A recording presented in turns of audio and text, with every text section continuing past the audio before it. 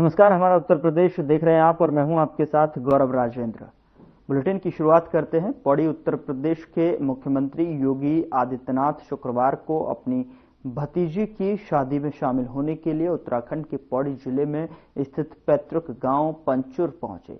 बता दें कि हालांकि सीएम योगी की मौजूदगी में हुए विवाह समारोह से मीडिया को दूर रखा गया।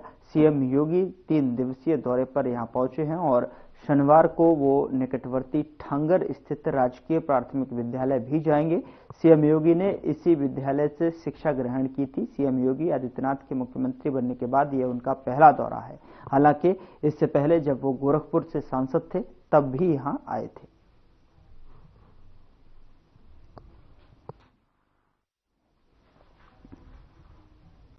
उधर अयोध्या राम मंदिर में रोजाना लाखों लोग दर्शन करने आ रहे हैं। भीड़ को देखते हुए यहां एक नया कॉरिडोर बनाने की योजना है।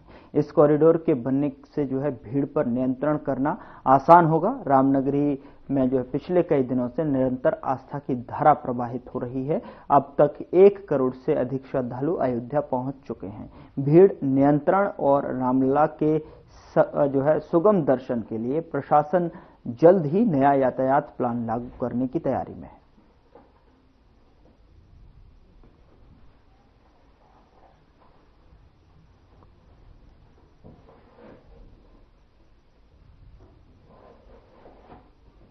रूस का सबसे शक्तिशाली लड़ाकू विमान सुखोई SU-57 भारत पहुंच चुका है। 5वीं पीढ़ी का ये स्टील्थ लड़ाकू विमान दुनिया का सबसे शक्तिशाली लड़ाकू विमानों में शुमार है। ये लड़ाकू विमान न सिर्फ दुश्मन के रडार को चकमा दे सकता है बल्कि हवाई युद्ध में भी अपने प्रतिद्वंदियों पर भारी पड़ सकता है। अब ये लड़ाकू विमान बेंगलुरु के येलहंका एयर फोर्स स्टेशन पर आयोजित एरो इंडिया में अपनी ताकत का प्रदर्शन करेगा।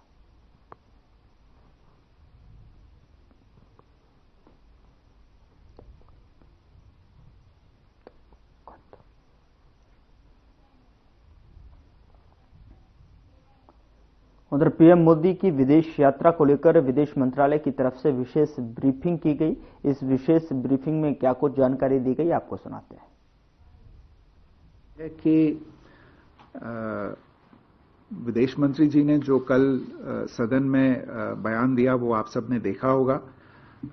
मैं उसमें आगे और कुछ जोड़ नहीं सकता, लेकिन जहां तक मेरी समझ है 3-4 मुद्दे हैं जो मेरे विचार में आपको देखने चाहिए, आपको समझने चाहिए। पहला मुद्दा तो ये है कि विदेश मंत्री जो जिस चीज के बारे में कल बात कर रहे थे उन्होंने सदन का ध्यान आकर्षित किया स्टैंडर्ड ऑपरेटिंग प्रोसीजर्स की तरफ, SOPs की जो आपने बात की, और जो SOPs हैं ऑन द यूज ऑफ रेस्ट्रेंट्स, जो जिन हालात में लोगों को लाया जाता है, तो जो SOPs हमें भी अमरीकी अधिकारीगण जो हैं जिनके बारे में उन्होंने हमें बताया था, और तो विदेश मंत्री जी स्टैंडर्ड ऑपरेटिंग प्रोसीजर्स की बात कर रहे थे। उन्होंने बताया अपने बयान में कि ये बाकायदा एक लेड डाउन प्रोसीजर है और ये प्रोसीजर 2012 से प्रैक्टिस में है। इसके बारे में भी उन्होंने बात की सदन में। तो पहली बात तो ये है कि स्टैंडर्ड ऑपरेटिंग प्रोसीजर्स के बारे में उन्होंने बताया जो काफी साल से चले आ रहे हैं। दूसरी बात जो उन्होंने स्पष्ट की वो ये कि चूंकि कुछ सवाल उठे थे कि जो ये स्पेशल उड़ान जो आई है, स्पेशल फ्लाइट आई है, इसके ये किन नियमों या अधिनियमों के तहत आई है, इसका अप्रूवल कैसे हुआ, प्रोसीजर्स क्या थे और फ्लाइट क्लियरेंस कैसे हुआ, तो उन्होंने उसको भी स्पष्ट किया अपने बयान में कि इसमें कोई बदलाव नहीं था। There was no change from past procedure in so far as this flight clearance and approval was concerned. तीसरी बात जो आपने इसके बारे में सवाल उठाए हैं कि किस तरह से लोगों को, किन हालात में लोगों को लाया गया है, ये सही है इसको उठाना, और मैं आपसे कहना चाहता हूं कि हम अमरीकी अधिकारियों के साथ उनसे संपर्क में हैं इन सब चीजों के बारे में, और ये बातचीत उनसे चलती रही है। ये एक या दो बार होने वाली बातचीत नहीं है। और हमने हमेशा इस बात पे जोर दिया है कि लोगों के साथ सही सलूक किया जाना चाहिए, और इसमें जो लोग अभी डिपोर्ट भी हो रहे हैं उनके साथ भी सही सलूक होना चाहिए। और हमारी जानकारी में जो भी कोई ऐसी, जब भी कभी ऐसी बातचीत आती है कि कोई बदसलूकी हुई हो किसी के साथ, तो हम उस मामले को जरूर उठाते रहे हैं और आगे भी उठाएंगे, जो भी हमारी जानकारी में लाया जाएगा। और चौथी चीज जो विदेश मंत्री जी ने कही, जिसके बारे में उन्होंने ध्यान आकर्षित किया सदन का, वो था कि देखिए, एक तरह से मैं कहूंगा असली कैंसर क्या है? असली कैंसर है जो इकोसिस्टम है इलीगल माइग्रेशन को प्रमोट करने का। ये जो गैंग्स का काम है, जो भोले भाले और मासूम लोगों को फुसला के बड़े बड़ी उनसे रकमें जमा करवा के उनको बाहर ले जाते हैं, और उसके बाद लोगों को ऐसे वापस आना पड़ता है, उनके खिलाफ कार्यवाही की आवश्यकता है, उनके खिलाफ एक्शन की जरूरत है। और इसके बारे में भी उन्होंने ध्यान आकर्षित किया लोगों को। इसके बारे में सरकार को आगे काम करना होगा। So basically that is my understanding of these issues. the description by the External Affairs Minister of the standard operating procedures relating to the use of restraints, which has been communicated to us by US authorities, including the Immigration and Customs Enforcement. And you would recall that EM attracted attention to the fact that these have been in practice for a long period of time, at least since 2012. About flight procedures and flight clearances, etc. Again, there was no change from past procedure in this. On the issue of mistreatment, it's a valid issue to raise, and we continue to emphasize to US authorities that there should be no mistreatment of deportees. But this is a continuing exercise and conversation, and we will continue to take up any instances of mistreatment that come to our attention. And then, of course, the last point, which is that action needs to be taken across the system against the underlying ecosystem that thrives on promoting illegal immigration.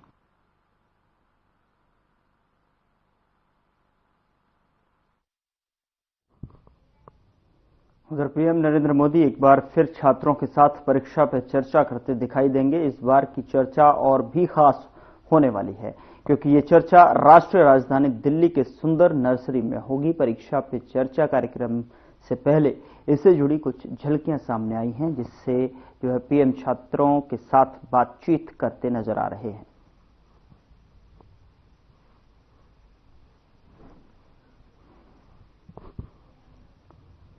उम्मीद की जा रही है कि AI action summit कुछ ही दिनों में शुरू होने वाली है, और जो 10 फरवरी को पेरिस में वैश्विक नेताओं को एकत्रित करेगी, जहां एआई के भविष्य पर 2 दिनों की महत्वपूर्ण चर्चाएं होंगी। प्रधानमंत्री नरेंद्र मोदी भी पेरिस एआई एक्शन समिट की सह अध्यक्षता के लिए फ्रांस यात्रा करेंगे, जो फ्रांसीसी राष्ट्रपति इमैनुअल मैक्रों की एक पहल है। पेरिस में होने वाली इस सभा का ध्यान एआई प्रणालियों की शक्ति का उपयोग करने और प्रौद्योगिकी द्वारा उत्पन्न खतरों को संबोधित करने पर केंद्रित होने की उम्मीद है।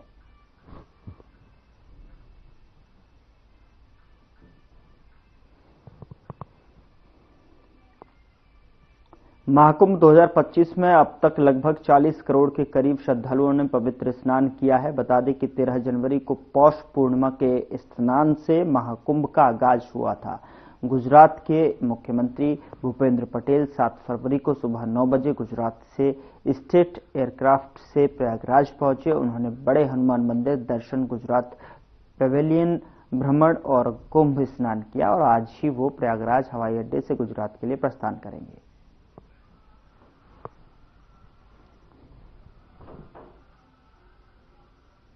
आरबीआई एमपीसी ने जो है सर्वसम्मति से नीतिगत दर को 25 बेसिस पॉइंट से घटाकर 6.5% से 6.25 करने का फैसला किया है।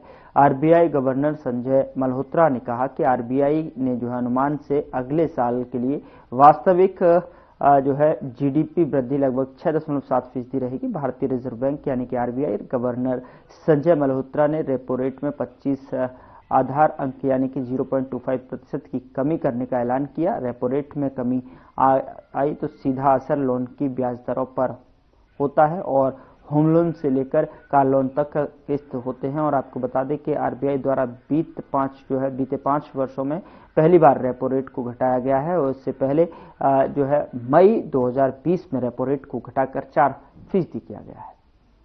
These factors into consideration, the RBI has estimated that real GDP growth for the next year to be at about 6.7%, with Q1 at 6.7%, Q2 at 7%, Q3 at 6.5%, and Q4 too at 6.5%. The risks are evenly balanced. Coming now to inflation, headline inflation after moving above the upper tolerance band in October has since registered a sequential moderation in November and December, standing at 5.2% now. Going ahead, food inflation pressures, absent any supply side shocks, should see a significant softening due to good Kharif production, winter easing as we witness every year in the vegetable prices, and a favorable Rabi crop prospect. Noida में एक बार फिर school को बम से उड़ाने की धमकी मिली है, जहां नोएडा के सेक्टर 168 शिवनादर स्कूल को बम से उड़ाने की धमकी मिली है, जिसके बाद स्कूल मैनेजमेंट ने पेरेंट्स को मेल भेजा है और स्कूल कैंपस को बंद कर दिया गया है। आपको बता दें कि धमकी की सूचना के बाद स्कूल मैनेजमेंट ने बच्चों को वापस घर भेज दिया। वहीं पुलिस टीम घटना की सूचना मिलते ही मौके पर पहुंची और पुलिस के साथ जो है डॉग स्क्वाड पहुंचा। वहीं आपको बता दें कि सीसीटीवी और क्लासेस को सैनिटाइज किया जा रहा है। ये स्कूल एक्सप्रेसवे थाना क्षेत्र में बना है। मेल मिलने के बाद स्कूल में पढ़ने वाले बच्चे भय के माहौल में हैं। पेरेंट्स भी लगातार स्कूल के चक्कर लगा रहे हैं। फिलहाल पुलिस के अधिकारी भी मौके पर मौजूद हैं।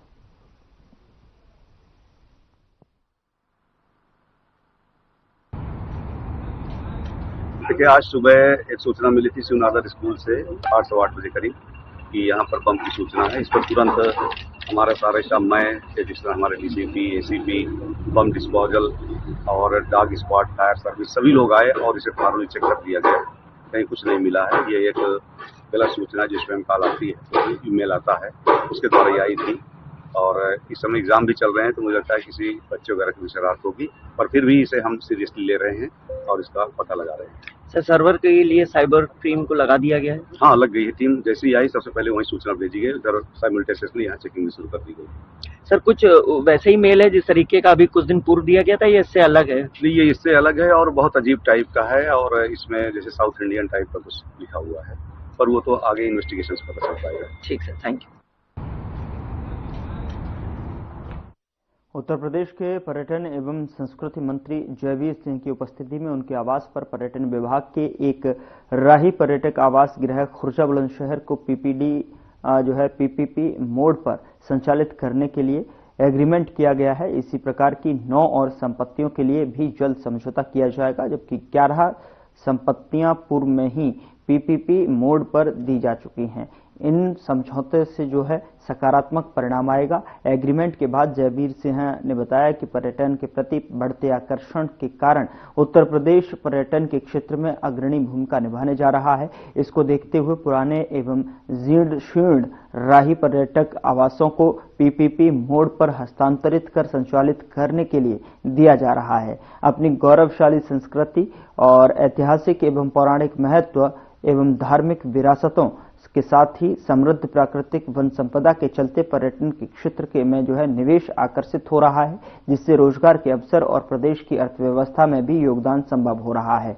जयवीर सिंह ने बताया कि पहले चरण में कैबिनेट से स्वीकृति 11 राही पर्यटक आवास गृहों को पीपीपी मोड पर जो है दिया जा चुका है। दूसरे चरण में स्वीकृति 4 राही पर्यटक आवास गृहों की स्वीकृति मिली थी, जिसमें राही पर्यटक आवास गृह खुर्जा बुलंदशहर का श्री कृष्णा कॉन्ट्रैक्टर्स के साथ में एग्रीमेंट हुआ है।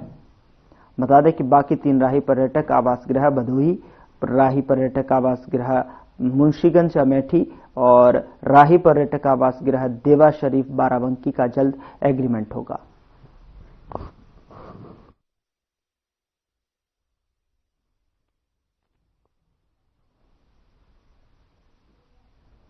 उधर तीर्थराज प्रयागराज में महाकुंभ 2025 का आयोजन हर दिन के साथ दिव्यता और भव्यता के नए सोपानों की ओर जो है अग्रसर है। इस दिव्यता और भव्यता का साक्षी बनने पूरी दुनिया से लोग आ रहे हैं। इसी क्रम में गोवा के मुख्यमंत्री डॉक्टर प्रमोद सावंत ने गुरुवार को राज्य सरकार की मुख्यमंत्री देव दर्शन यात्रा योजना के तहत पहली तीर्थ यात्रा ट्रेन को हरी झंडी दिखाकर प्रयागराज के लिए रवाना किया। इस मौके पर जो है उन्होंने महाकुंभ में हुई व्यवस्थाओं को लेकर जमकर सराहना की है। उत्तर प्रदेश के प्रयागराज में जो इतना बड़ा महाकुंभ आयोजन किया है, इनके लिए मैं वहां के मुख्यमंत्री योगी जी को बहुत बहुत अभिनंदन देता हूं। बहुत बड़ा आयोजन कि इतने सारे 40 करोड़ ऑफ द लोग वहां पे जा रहे हैं। इतना लोगों का बहुत अभिनंदन गोवा के लोगों की तरफ से, गोवा की सरकार की तरफ से उनको बहुत बहुत शुभकामनाएं। उधर छत्तीसगढ़ में श्री विद्यासागर जी महामुनिराज के समाधि स्मृति महोत्सव का आयोजन किया गया, जिसमें केंद्रीय गृह मंत्री अमित शाह ने शिरकत की। इस मौके पर अमित शाह ने सभा को भी संबोधित किया। आज मेरे लिए, भाई बैठ जाओ, आप सुन नहीं रहे हो, बैठ जाओ यार, मैं जिद्दी टाइप का आदमी हूं, बाद में ही बोलूंगा, सेट कर बैठ जाओ भाई, प्लीज बैठ जाइए, मेरा आपसे विनम्र निवेदन है, बैठ जाइए।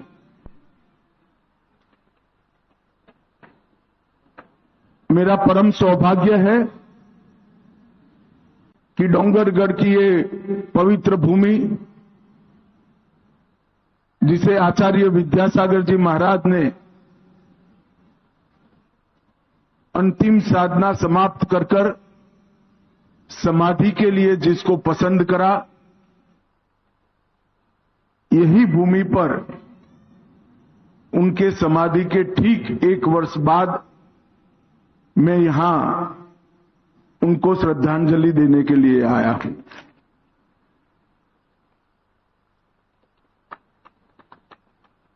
मैं मन से मानता हूं कि आचार्य जी केवल एक संत नहीं थे, जैनाचार्य नहीं थे, वो एक प्रकार से एक युग पुरुष थे, जिन्होंने एक नए विचार का, नए युग का प्रवर्तन किया। ऐसा उनका जीवन कार्य है। आज पीछे मुड़कर देखते हैं तो कर्नाटक में जन्मे एक बालक की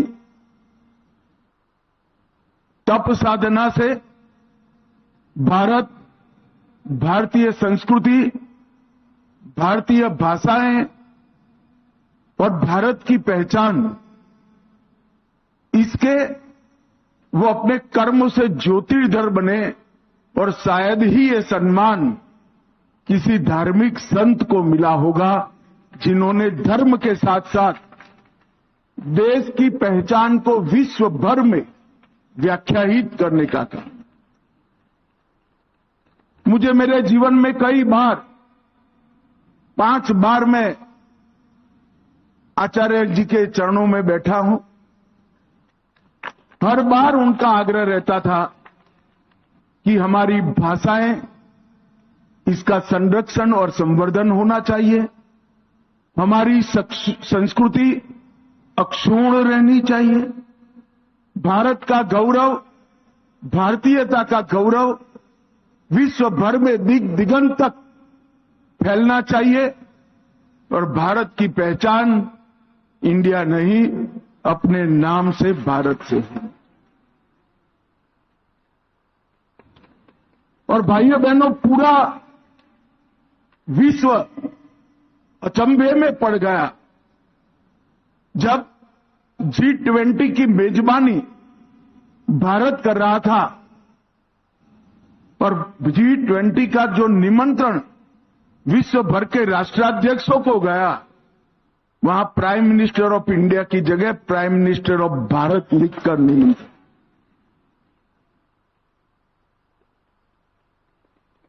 नरेंद्र मोदी जी ने, इस देश के प्रधानमंत्री जी ने आचार्य जी के विचार को जरा भी राजनीति करे बगैर एक क्षण में जमीन पर उतारकर उनके संदेश का अनुकरण करने का,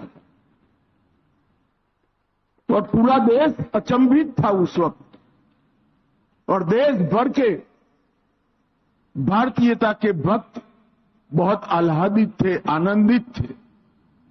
और ये मूल विचार, ये आंदोलन आचार्य महोदय का था। जीवन के अंतिम क्षण तक तपस्या का मार्ग नहीं देखा, छोड़ा। अंत समय में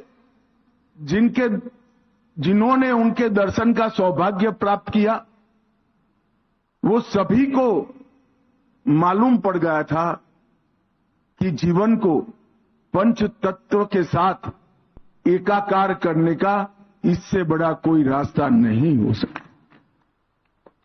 शरीर तो क्रूसकाय होता गया, आत्मा का प्रकाश इतना ही दिव्य होता, और जीवन के अंत तक इन्होंने अपनी इच्छा शक्ति से न केवल जिन शासन के अनुयायी जैनेतरों को भी अपनी आध्यात्मिक ऊर्जा से मोक्ष का मार्ग बताने का काम किया।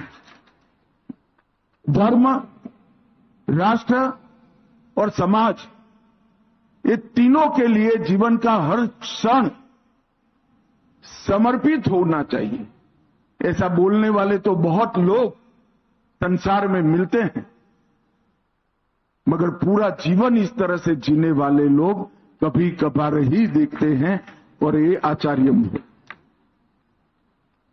अहिंसा परमो धर्म का सिद्धांत किसी की भी आलोचना करे बगैर समग्र विश्व में आज के समयानुकूल व्याख्या कर प्रस्तापित करने का काम आचार्य विद्यासागर जी महाराज।